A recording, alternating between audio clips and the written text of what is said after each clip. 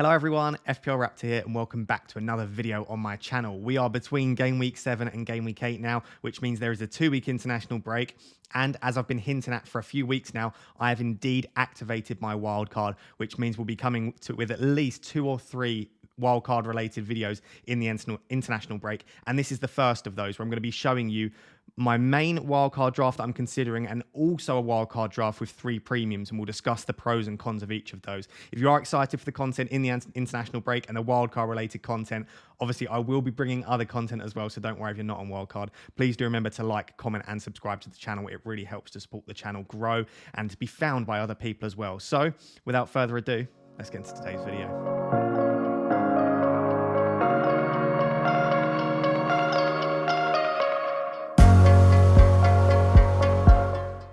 I just wanted to start by giving a massive shout out to the legends over at OneFootball for sponsoring the videos on this channel for the foreseeable future. If you want to find out what OneFootball is all about, you can click the link in the description and download the app completely free, £0, 0 pence. I genuinely mean it when I say this. I truly think OneFootball is the best free football app on the market. It has everything you need in one single place, whether that be transfer news, injury news, updates from the press conferences, live notifications to your phone, which is the main thing I use it for, to find out not only who scored, but in FPL, who got the assist as well. It was actually the first football app I ever downloaded when I got my first ever iPad back in the day. So I've used this app for years and I genuinely do believe it is a fantastic app. So if you want to kill 2 birds with one stone and you want to download the best free football app on the market and you also want to help support this channel, please click the link in the description, download OneFootball for free and check out how amazing it really is. Let's jump into the video. Right, let's get into it. So I'm going to present you my current draft that I'm thinking along the lines of at this moment in time as the first one. And then after that, I've got a draft with 3 premiums, and I'm going to discuss whether I think that is a viable technique or whether we should be going along the lines of what I'm thinking about now. And I'll try my best not to be too biased. I'm also going to discuss different omissions at points, why I've included certain players. So I'll try and give you the rationale throughout, but I'll also try and keep it short and not ramble for too long. So this is the main draft I'm considering. I've been thinking about this for a couple of weeks now, so I don't actually think it will change too much over the international break, but there are a few key decisions which could change the general structure of the team. If we start in goal, I think personally the cheap goalkeeper of choice at the moment is probably just about Ramsdale for Arsenal. Now, there are a few reasons for that. Arsenal actually have up there with the best defensive fixtures in the league coming up for the next 5 to 10 game weeks. The next reason is Arsenal have a nice mixture of they're a pretty decent defence underlying statistics wise, but they do concede a fair few shots. So that's perfect for a goalkeeper. We want teams to concede shots, but we want those shots to be conceded from pretty tough angles or outside the box. And Arsenal seem to be doing that relatively well at the moment. So I think Ramsdale is the sort of keeper like Emi Martinez last season that will make lots of saves, but not necessarily concede that many goals, hopefully. So Ramsdale is the keeper of choice for me at the moment. I think there are 3 other cheap keepers you could consider. I think Raya of Brentford is one good one. I think Gaeta of Palace is another great option. And Sanchez of Brighton is another option as well. I will later in the week be doing a wildcard ultimate guide video, and I'll probably discuss keepers in a bit more detail. But for me, those are the 4 cheap keepers. I do think there is slight justification for including Mendy or Ederson. I think Chelsea and City, as you can see on your screen, I think are the 2 teams most likely to keep clean sheets over the coming weeks. But I haven't quite decided on that. That 1.5 million to go up to Mendy and Ederson, I think can be used elsewhere quite well. So for the time being, I've gone for Ramsdale in goal. And then straight away, you can see I've just gone for Chelsea and City defenders in my back 4. And it is a back 4 rather than a back 3. And I don't think I'm succumbing to groupthink and herd mentality. I think I would hope that I would come to this decision without the influence of other people. But it seems that a lot of FPL managers are coming to the realization that big at the back might be back, right? We've said big at the back a lot in the past, but Chelsea and City's fixtures coming up, coupled with the fact that they defend so well and the amount of the limited rotation that we've seen in the Chelsea and City back line, which is really surprising. We thought Tuchel and Pep would rotate a lot. Tuchel has rotated a little bit, but it's been more an attack. And Pep's pretty much nailed that back 4. Like, he's not changed it much at all. So I think we should try and hop on that whilst we can. So the 4 defenders I've gone for, Azpilicueta, Rudiger, Diaz, and Cancelo. If we start with the Chelsea boys, I think Rudiger is the most nailed Chelsea defender. So I would always be going for Rudiger. If I was going for one Chelsea defender, I'd be going for Rudiger. I think Azpilicueta is a really nice combination of being nailed, but because he can play at right wing back in the absence of James or instead of James, it also gives him a bit of attacking threat, as we saw at the weekend. I was lucky enough to bring him in for a 1-week punt last week before my wild card. and he got the 2 assists, and that's exactly what I'm talking about right there. So for me, the perfect combination of 2 Chelsea defenders is Azpilicueta and Rudiger if you've got no monetary constraints. For the 2 Man City defenders, I think Cancelo is a must in your wildcard. I'd actually go as far as saying along the likes of Salah, Cancelo is the only player that I think you have to have him. I just can't see a way. I think he's still the top scoring defender after game week 7. Brilliant for bonus points, brilliant for attack and returns. He's been nailed for 90 minutes every single game so far. Yes, I think he could miss a few games, and I actually think Burnley at home after the international breaks, the sort of fixture you could see him missing. But it looks like he's going to start 5 out of 6, potentially even like 9 out of 10. For me, I wouldn't be going out without Cancelo unless there's any injury doubts or whatever like that.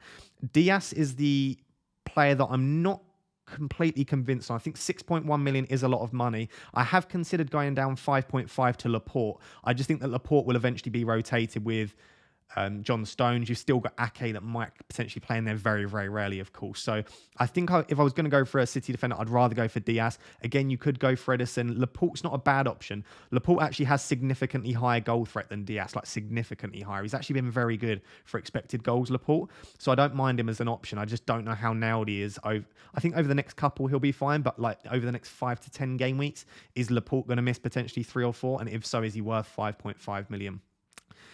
As you'll notice, there is an absence of Trent Alexander-Arnold in this team. So what I would say is if Trent is 100% fit for Watford, we get conclusive news that he is going to start against Watford, I would consider bringing Trent into this team. It would probably be Diaz to Trent. As you can see, I've only got 0.2 million in the bank at the time of recording this, with the price changes, etc. So I'd have to downgrade one of the attackers, which we can discuss in a minute. So if you're thinking, well, this is a terrible draft, there's no Trent, we can get Trent into this draft in place of Diaz. We just have to make a downgrade elsewhere. As you can see on the bench, I've got Livramento. I think Livramento is the budget enabler. Southampton's fixtures coming up is so good. And I just think he's got attacking threat as well. Southampton have defended fairly well. I'm really happy with this back 5. For most of the drafts that I've been playing around with, this back 5 hasn't really changed. The only things that I've been tempted by, again, is Diaz to Trent if he's fit for game week 8, and then potentially Laporte in place of Diaz to give me an extra 0.6 million. But other than that, I'm really happy with it. Let's look at the midfield. So I think for the midfield, there are 2 fairly obvious picks that you'll see in basically every single draft. Salah is the first one. Listen, I'm not going to go without Salah. I don't like to say players are essential, and I don't like to say that managers are overthinking, because I like to encourage people to think differently and to have analytical minds. But I do think if you're going without Salah in any sort of wildcard draft, you are probably overthinking it a little bit. I just don't think there's any need to go without him. Not only is his ownership incredibly high, and he's going to have like 200% effective ownership for most weeks, but he's just a fantastic captaincy option most weeks. And even when he's not, like today against Manchester, I'm recording this in the evening after the Manchester City-Liverpool game, 13 points. We deliberated about captaincy all week. We could have gone for this player, could have gone. I mentioned about 8 players, and I didn't at any point mention Salah because I said Man City are a fantastic defence, and he gets 13 points. So listen, Salah should be in our teams. I think pretty much every team. I'm surprised he's not 100% owned. He's just a fantastic option. And in game week 8, I do think he's the best captaincy option against Watford. So for me, Salah won't go anywhere in any of my drafts. Rafinha, again, has been in basically every draft, and I think I've owned him since game week 4 or 5. I just think for value for money, 6.5 million, you will not get a better option. He'll deliver very, very consistently. He doesn't get many hauls, unfortunately, even though he always looks like he might. But he does tick along very nicely. You'll see a lot of like 6, 7, 8 pointers from Rafinha. And at 6.5 million, to have a player that you know will tick along, is on a lot of set pieces and has good fixtures for what is usually an attacking team, I think Leeds will come good, and I will be keeping Rafinha in my drafts. Unless he's injured, Rafinha will be staying in my team. It's worth noting, there is a very, very, very small chance that Rafinha misses game week 8. It might become an increasingly likely chance, but for the time being, I think it's a small chance. Brazil's final game, I think, is 30 hours before Leeds playing game week 8. So if he plays in that final game, or even if he's just still on international duty with Brazil and he's not allowed to come back to the UK a little bit earlier, he'll only have 30 hours between when that game ends to get the plane home, obviously deal with any jet lag issues, and play for Leeds. So that might be a little bit tight. Hopefully he can come home a bit early. But if you are wildcarding, I hope you would have a strong enough bench to cover that. So even if that is the case, I'll still have Rafinha. I'll just make sure that my bench can cover it. So that is Salah and Rafinha. I'll probably go with Saka next, because Saka's probably the third, out of that midfield, probably the 3rd most owned player in wildcard drafts. I spoke about this on the Fantasy Football Fix channel. I'll try and remember to link the video in this, but otherwise just go onto the Fantasy Football Fix channel for last week's transfer targets. I compared Saka and Smith Rowe, and I said, basically the conclusion we came to is that Saka is the better pick over Smith Rowe. Arsenal fans seem to think he's more nailed and he'll get more minutes. He can play in a variety of positions, which increases his nailedness because he can play on the left, the right. He can play centrally as well. And also his underlying statistics are better. He's getting a lot more touches in the box. The only thing that Smith Rowe beats him on big chances per 90. So for me, Saka is the pick out of the two if you can afford it. What I would say is I've played around with a few different options and bringing in some other players. Like if, for example, you need to bring in Trent, going from Saka to Smith Rowe does give you some funds. So for me, if you can afford it, you go for Saka. Otherwise, I like Smith Rowe quite a lot anyway. I don't think an Arsenal player is essential on your wild card, but I just think they are probably some of the best budget enabler options. As we said with Ramsdale, they're playing in a pretty good team. Arsenal are improving and the fixtures are really nice for Arsenal moving forward. So I really like Saka. I wouldn't mind Smith Rowe. The fourth option in this midfield is Foden. Now, originally it was Grealish, but having a look at the statistics, watching him in tonight's game against Liverpool, I'm not convinced that Grealish possesses enough attacking threat to go for him. I think he will tick along with sort of 6 pointers. He might get the odd haul here and there. The thing I liked about Grealish is that he looks like the most nailed City attacker. But for me, if you're picking a City attacker, they've got to be someone that you think will dominate some of the attacking returns. Because when they win 5-0 City, they always tend to be spread out. But the likes of Mahrez and Jesus, they tend to be quite greedy players that dominate the ball, and they often get 2 or 3 returns in a game. Grealish feels like the type of guy that will get 1 assist, 1 goal. And just because he's nailed, for me, isn't enough reason to spend 8 million on him. I think Foden is explosive. I think Foden will score when he plays. I really like Foden. And often last season, when Foden was on the bench, he didn't always come on, which is really nice. You don't want players to come on for a 1-pointer. For me, if one of my attackers isn't starting, I want my bench to cover that. And I love that about Foden. So I'm very tempted to take the punt on him. He is 7.9 million, which is quite a lot to spend on a player that we don't know how nailed he is. But I think that might be a risk willing to take. When you're wildcarding, again, I've wildcarded, you can see on the bench, Tony, Livramento and Douglas Luiz. Like, I have a very, very strong bench to cover any benching issues. I have a strong enough bench to cover potentially 2 or even 3 at a push benching issue. So it might be worth taking the risk on Foden. What I would say, again, remember I said you can go from Diaz to Trent, but you would need to make a downgrade in attack. I personally think that is where the downgrade would be. So if you were someone that wanted to go from Diaz to Trent, you probably need to downgrade Foden. You could downgrade Foden to Mbomo, who I haven't got here, who I absolutely love. Mbomo. No one knows how to say it. the Brentford midfielder, because Brentford's fixtures look great going forward. You could have Smith Rowe alongside Saka. There are so many options in that midfield that you could go for. I'm going to discuss budget midfielders again, probably in the wildcard complete guide preview that I'm going to do. So I think the Foden spot is the one that's up for debate for me. You could even go for Jota against Watford. I'm pretty sick and tired of Jota, I'll be honest. But if you thought he was going to start Watford, that's a pretty nice game. You could keep faith with Greenwood. And again, you could go down to any of the budget midfielders. So that is the spot in this team, which I'm definitely not decided on. I've actually looked at a few drafts where I have Son instead, because I brought Son in this week, scored 10 points. He looked absolutely amazing. And they've got Newcastle in game week 8 and a pretty nice run of fixtures now till about game week 20. So you could go for Son in there, but you'd have to downgrade somewhere else once again. So it gets a little bit tricky. The last midfielder is Luiz. I think for me, he's the best £4.5 million midfielder at the moment. He's on a lot of set pieces, corners, free kicks, and he just looks pretty attacking. He's playing in a deep lying role, but he does get forward an awful lot. So you could go for Brownhill there to save 0.1 million. If your team value isn't as good as mine, which it probably will be because my team value is pretty poor, you could go for Brownhill. You could go for anyone there. They'll always probably be third sub anyway. So that's the midfield. Hopefully those different alternatives and omissions made sense to you. Let me know down below if you think I've completely omitted someone. I know someone like Gallagher will probably be really popular, and I do really like Gallagher as well. But let me know if there's other budget midfielders you think I should be considering. So for the attack, I think I've gone for a fairly template or obvious front three. However, this by no means is locked in. And actually the front three I am kind of struggling with a little bit. I think there are a lot of options. And I feel like when a lot of people will be going for Chelsea and City defenders, a lot of people will be going for Salah, Rafinha, Saka. Apart from Foden in my midfield, I feel like the attack is the place you can go a little bit different, but it is a little bit risky. We'll start with Lukaku, right? Because I think for a lot of people, he might be one of the main reasons you want a wild card, either to get him alongside Ronaldo or to get him instead of. I think we've targeted this fixture swing for a while. Game week 8, I think Brentford isn't an easy fixture. We've seen how well Brentford have done recently, but I don't think they've been that solid defensively in the last few. So I wouldn't be surprised if Chelsea score a few there. But game week 9 against Norwich, they then play Norwich, Burnley and Newcastle. I don't care how poor Lukaku's been in the last few games. I'm going to want him as captain in at least 2 of those 3 games, probably all 3. And I do think that fixtures does breed form, right? We can have the form and fixtures debate for hours, but I think if a good team plays poor teams, they will score goals normally, more often than not.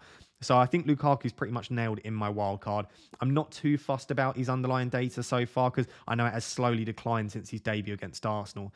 So for me, I'll be including him. I probably won't be captaining him in game week 8. As you can see, I'll probably go for Salah. Might even go for an outside punt for a Man City player. Antonio is the one that I'm really struggling with, right? Because his underlying data is probably the best in the league. He's XG per 90 in the league so far for players that have played enough minutes to really consider them. He's second in the league only behind Ronaldo. I think it's something like 0.64 per 90 non-penalty expected goals. So he's performing incredibly well. He has the underlying statistics of a premium player. So I don't know why I'm really considering taking him out. I suppose the main reason is that in this current wildcard draft template that I've got, the price structures that I've got in the team, I'm finding it very difficult to go for Antonio and Jimenez without dropping someone like Foden or dropping one of my premium defenders. And I don't really want to do that. So I look at Antonio's fixtures, West Ham's fixtures, and I look at Wolves' fixtures. And I just think Jimenez's fixtures are significantly better. Jimenez is definitely on penalties, whereas I don't actually know that Antonio will be. He might potentially be. West Ham fans, if you think Antonio's definitely on pens, let me know. But I think Rice could take them. I think Ben Rama could. We all know Noble could step up once again. So there are a few reasons to potentially consider going without Antonio, but I have money tied up in him. So if I want to buy him back, it's going to cost me more than I sell him for. And I just think sometimes you just pick players because they're fantastic. Their underlying statistics are brilliant. And some players are fixture proof. And I do wonder if Antonio is one of those players because West Ham are going to continue scoring goals. They're not just going to stop scoring goals for the next 10 game weeks. If they score 1.5 goals per game, I reckon Antonio will get most of those. So I could see him score 7 goals in the next 10 game weeks, in which case he's probably worth the 8 million. So I am debating whether to go Antonio or Jimenez. As I said, I'm going to struggle to go for both. Therefore, after Lukaku and Antonio, the third player that I've gone for is Ivan Toney. Now, I think Brentford's form has been fantastic. Their underlying data is very, very strong. Their fixtures are incredible. From game week 10 onwards, Brentford's fixtures are really strong. So if you've got a team set up like me, and if you are wildcarding, you should be able to wildcard a team where you can bench Toney for the first couple. Chelsea obviously isn't a great fixture, but I don't need him this week. And if for some reason, because I think it is quite likely, one of Azpilicueta, Rudiger, Diaz, Cancelo or Foden miss out, or even 2, I don't mind Toney against Chelsea and I don't mind Livramento against Leeds. But what I've just said there is probably the one limitation of this draft. I'm sure I'll get a few comments down below about it, which is absolutely fine. You're probably looking at this and thinking, you've got quite a few rotation risks there. As soon as you go for double Chelsea defence, double City defence, and a City midfielder, and then someone like Saka, it might be a little bit risky. But I think I've got a very strong bench, and you would have to be incredibly unlucky for more than 1 or 2 of those defenders to miss out, plus Foden in the same week, plus Saka. I think quite often one of my defenders will miss out, which is fine. I've got Livramento, or I've got Toney if I'm playing a back 4. So that is the team. I'm really, really happy with the general structure. As I said, I have been playing around with Son instead of Foden because I really do like the look of Son and I think he's a fantastic differential. And if I did that, I would probably have to downgrade one of the defenders as well. But I think this is potentially the most balanced team I can build. The other reason I like Foden is it's just nice to have a player at that price point. If Jota comes back into form, if I want Mason Greenwood back, if I want to try and stretch up to Sancho or something, like having an 8 million-ish midfielder allows me to do many things. Perhaps I want to go down to Torres. He starts playing again as a striker, or go up to Grealish. Like, I have a little bit more flexibility by having a slightly more expensive midfielder. Because again, you might be thinking what you can do is you can do Foden to a budget midfielder. So I could do Foden to Mbeumo, and then I could upgrade Toney to Jimenez, right? And I could play a 4-3-3, which is absolutely fine. And to be fair, you might be thinking Jimenez is a much better option than Foden, and he might well be. My issue with that is I'd really like the look of Toney, and I want Toney in my team. And the second thing is, as I said, then to get to a mid-price midfielder, it's 2 transfers rather than 1. So again, I'm trying to think about flexibility moving forward here, and I think this is a fairly flexible draft, and I like the idea of trying to jump on that City attack because they will score goals in the coming week. So this is my current draft. It will change day by day. I'm already thinking about changes just as I'm discussing it. Let's now take a look at a Threemium draft or 3 premiums and see if we think it's potentially too unbalanced or if we like it moving forward. Right, guys, so this is the second option. This is the Threemium draft or 3 premium. I know a lot of people don't like that word. The 3 premium draft, right? Now, deliberately, I've tried to keep the players as similar as possible, right? Because again, I could be going for Gallagher, I could be going for Jimenez instead of Antonio. The reason I've tried keeping this almost identical to the other one is because what I wanted to do, rather than look at personnel, I want to show you what does the three premium draft look like compared to the 2 premium with respect to where do you have to make downgrades and is it worth it? So I've tried keeping as many players the same. So what you can see is the first thing is I've brought De Bruyne in instead of Foden. And when I said 3 premiums, you probably thought I meant Ronaldo, Lukaku, and Salah. If I was going for 3 premiums, and I may well be doing so, it would be De Bruyne ahead of Ronaldo. Ronaldo, in my opinion, is not a captaincy option for the next 5, 6, 7 game weeks. I will captain Salah and Lukaku in almost every week. However, if I didn't want to captain Salah and Lukaku, looking at the fixture run, I think De Bruyne is captainable in at least a couple of the next 5, 6, 7 fixtures. So for me, if I'm going to spend money on a 3rd premium, I'm going to want them to be a potential captaincy option. And therefore, I would be going for De Bruyne. And as you can see, I probably would captain him in game week 8 if I chose him. I would have to think about that. Maybe just having De Bruyne alone would be enough, and maybe I'd go for the safer pick in Salah. But captaincy De Bruyne as a differential is something which you don't normally get too often. And I think until he starts to play regular minutes on a more regular basis, I'm not sure that many people will be going for him. So I do really like him as an option. So I've gone from Foden to De Bruyne. Where are the downgrades that I've had to make to do that? As you can see, the bench is pretty similar. The only difference on the bench is I've brought in Brownhill for Douglas Luiz because I needed that extra 0.1 million in my team. The front line's exactly the same. I've got Salah and Rafinha again. The first notable downgrade is that I've had to go from Saka to Smith Rowe. Again, which I don't think is that much of a downgrade, but I do prefer Saka. His underlying statistics for me do warrant the extra money. Plus, I think he's slightly more nailed. So if you can go to Saka, that's fine. But with 3 premiums, I think I've had to go down to Smith Rowe here, which is fine. I like Smith Rowe, so I don't think that's a huge downgrade. One of the other downgrades is I've had to go from Azpilicueta to Rudiger. To Christensen, sorry, from Azpilicueta to Christensen. For me, that is a notable downgrade on two counts. Number one, Christensen for me is less nailed than Azpilicueta, so I'm getting less minutes there. But again, I don't mind Tony or Livramento off the bench. The second thing is that I think he has lower attack. Well, I know he has lower attacking threat. His underlying data going forward, even when Azpilicueta plays centre back, his underlying data attacking wise is still better than Christensen's. And Azpilicueta is very, very high for bonus. So he's £1 million cheaper, Christensen, but I think rightly so. And I do think Azpilicueta is worth the extra million. So that is a notable downgrade, but it does still allow you to get on the Chelsea double defence. If you don't like Christensen, you could go for Tierney, you could go for Semedo, you could go all the way down to a 4 million and upgrade Smith Rowe back to Saka, etc. So there are other things you can do, but I would want double Chelsea defence. Rudiger's still in there, Cancelo's still in there. So the fourth and final downgrade is I've had to go from Diaz to Ben White. So yeah, that is quite a huge downgrade, right? To go from one of the best centre backs in one of the best teams to Ben White. But as I've said, Arsenal's defensive data isn't that bad. And I think Cancelo might be enough from just Man City because he will play most of the minutes. This way, you've got double Arsenal defence. You might want to go from Ramsdale to like a Gaeta or Raya, or you might just want to double up on the Arsenal defence. Again, it could be a really shrewd tactic to go double Arsenal defence when so many other people are going to be on like double Chelsea, double City. So just to recap, Douglas Luiz to Brownhill, Saka to Smith Rowe, Azpilicueta to Christensen, and Diaz to White has allowed me to go from Foden to De Bruyne. Is that worth it? I'm not so sure, right? Yes, De Bruyne is a nice captaincy option, whereas Foden isn't. I don't know whether it's worth having to make 4 downgrades just to get another premium. Again, if you wanted Ronaldo rather than De Bruyne, you could just do like Tony to Saka and De Bruyne to Tony to Ronaldo and De Bruyne to Saka. So you could just make a switch to make this, but the same thing stands, right? You're still making probably 4 or 5 downgrades. So for me, I'm not really a massive fan of this. As I was hinting at in the last section, however, I do like the idea of putting Son in there instead of Foden. It's kind of a nice middle ground. It's only 2 million more than Foden, so you don't have to make all of those downgrades. You only have to make a couple. So I'm considering that. Or instead of Son, potentially Vardy. I like Son and Vardy because they're basically premium options, but they're slightly cheaper than your usual premium option. So I quite like that. So I'm considering that. What I would say is, in the first draft, I think it is very feasible to get Trent in.